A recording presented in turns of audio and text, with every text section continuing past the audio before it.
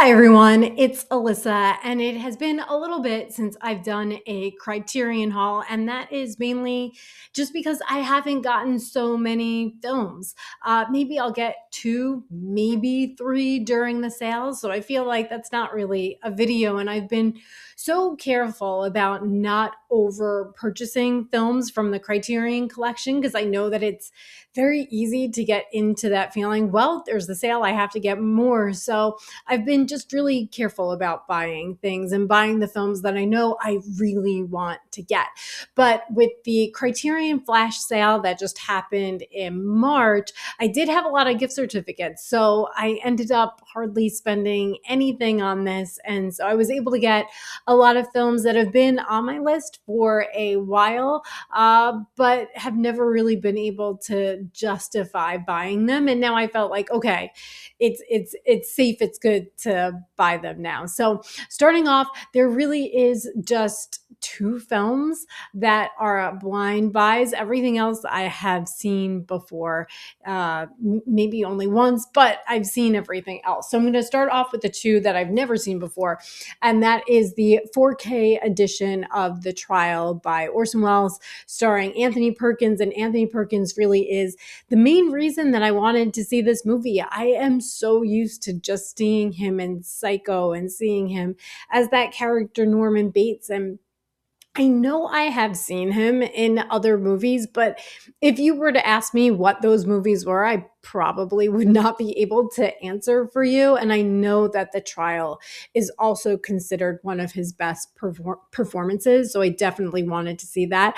I love the Metamorphosis from Franz Kafka. So I just figured that I would like this kind of story with the existential dread, the philosophical perspective. It seems to be about a guy who is accused of a murder. Not sure if he committed the murder or not, but it seems to maybe not be so much about that and much more about the bureaucracy, the corruption in the justice system. So I'm interested to see this story. Also, this is 1962 Orson Welles. And while I am more familiar with his earlier films, I'll be excited to see this. Also, love that this is in 4K because I always think a 4K transfer for black and white film just looks the best. Like, those are probably my favorite 4K upgrades. So definitely worth it for me.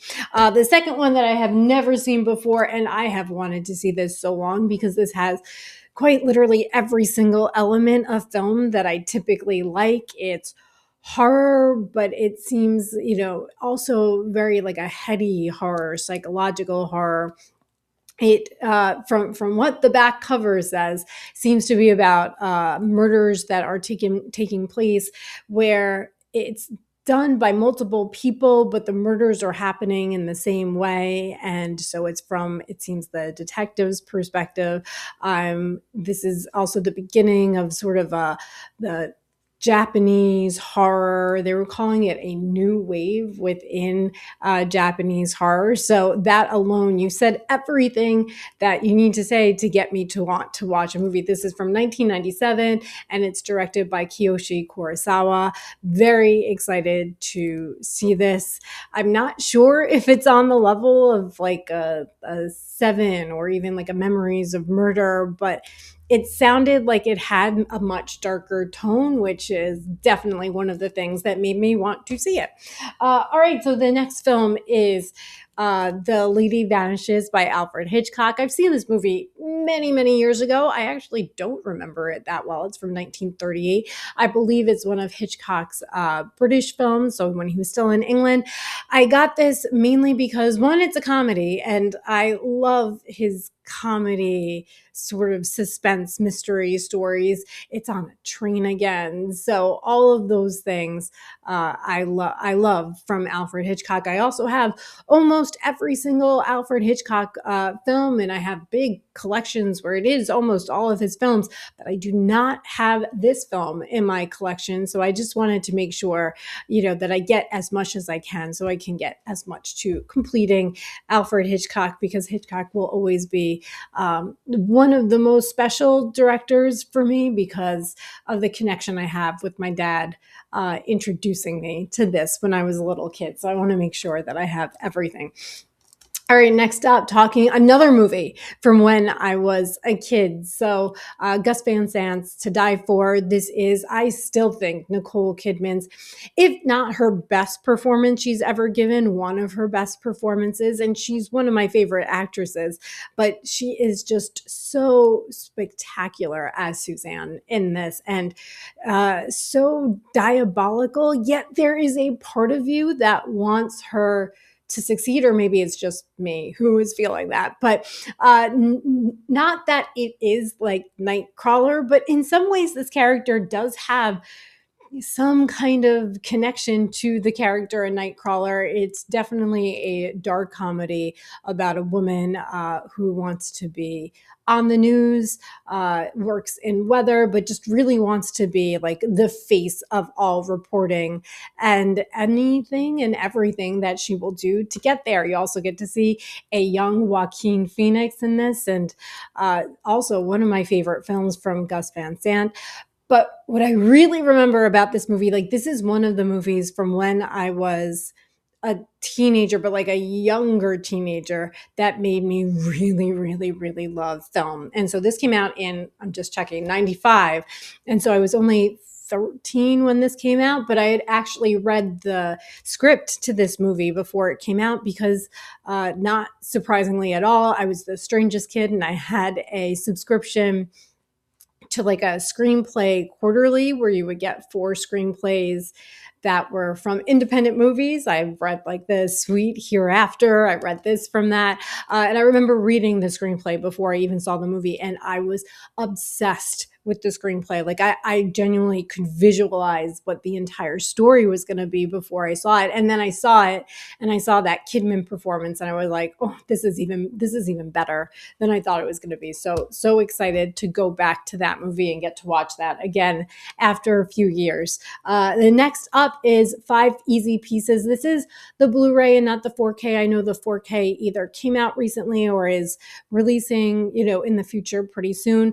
But for this one, I felt like Blu-ray is still okay. And Jack Nicholson, also not an original thing to say at all, but Jack Nicholson really is one of my favorite actors of all time. And I don't own this film from him, and he is absolutely brilliant. So this is from 1970. It also stars Karen Black in a performance that is just so outstanding. When I think of the movie, of course, I think of him, but I think of her too. And she was an actress that I saw in The Great Gatsby, and I did not particularly love her as Myrtle or the way she was directed to play Myrtle in that movie. But in this film, she is just so brilliant. And it's about a guy who really was a piano prodigy, but he left all of that behind and just wants to be a person who sort of like works with things and is a bit more blue collar, but he's going home to see his dad. He brings Karen Black with him, and a lot of just like family drama, comedy, all of the things that I really, really like in film. So excited for that. Next, I have the 4K version of Punch Drunk Love. And this is a movie that when I saw Paul Thomas Anderson's Punch Drunk Love for the first time, I thought it was good. But also my brain was in the sort of like, well, this isn't Magnolia. This isn't Boogie Nights. This seems a little bit lesser of a film. And then I watched it again many years later, and I was like, this is much better. I feel like I really understand this. And then I watched it again about a year later, and then this went into like 5-star masterpiece level for me. And I love that feeling of like, it almost has that experimental French New Wave. I love the way they use the colors and the score and the way Adam Sandler is used in the movie. And of course, Emily Watson is just so good, and it's Paul Thomas Anderson's version of a romantic comedy, and I'm sure almost everyone has seen this movie, but I just wanted to make sure I had a copy of this so that I could watch it whenever I want. All right, the next one I got is All of Us Strangers, which is a movie I've only seen one time, but it was one of my favorite movies from 2023 with Andrew Scott and Paul Mescal. And it is, again, another one of these films about family and trying to find acceptance within your family. But the movie definitely takes on a little bit of a shift at the end that I found very interesting and just added a little bit more to the story. And it just still stands out as one of my favorite stories from that year.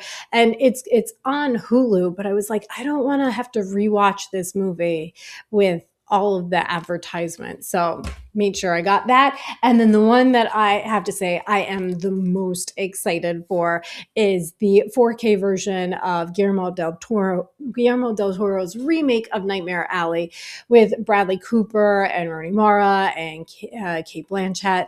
This is a really good film. I don't think this is a perfect remake, but to me, that didn't matter because it is such a gorgeous, gorgeous film. Do I always think Bradley Cooper is 100% the right casting for this? Not entirely. He's good and he gets it, but for me, he doesn't quite get that last scene the way I wanted him to get it, and the way that I know Leonardo DiCaprio could have gotten it, since I know he was originally going to be the lead in the film. But the primary reason I got this movie is when I saw it for the first time, I found out there was a black and white version. I did not have any access to the black and white version. I would check everywhere. I could not find it anywhere. And I would every few months go online and see, like, is this releasing yet? Are they putting the black and white version back on Hulu? Because I used to not have Hulu. Now I do. So I was like, oh, wait, now that I have it, why don't they have it on the streaming service? But when I found out Criterion was doing the black and white version, it was an absolute must buy. Plus, it's in 4K. I love that they filmed this in color, but they filmed it in color knowing that they were also going to have a black and white version of the film. So all of the color palettes and production designs, they were all looking at what would this be in terms of like a black and white gray scaling, and what would the images look like. So the whole reason I got this is so that I can go back and watch that black and white version. And this is my spring break, so I'm definitely going to be watching that during this week. I'm very excited. So it's been really nice to be able to get sort of like a chunk of films from Criterion. It has been a very long time. I still have the Criterion channel, and so many of the films I just watch directly on the channel, but there are some films that you really just want that physical copy so that for a fact that you have it. So I would love to hear what you guys got from the Criterion Flash Sale, if you got anything, or if you're taking sort of a pause on it like I have been, just trying to save money, and if there's any films that you're looking forward to coming to the collection in the future. I know for me, I'm really excited for the July collection so I can get Sentimental Value. And it was just an accident because those were two of my favorite movies from 2025, and I just knew they were going to be released through Criterion. So excited for that. Also kind of thinking about getting Anatomy of a Fall because it's one of those movies I can't get out of my head. All right, so please let me know what you got, what you want to get, and I will see everyone soon. Bye.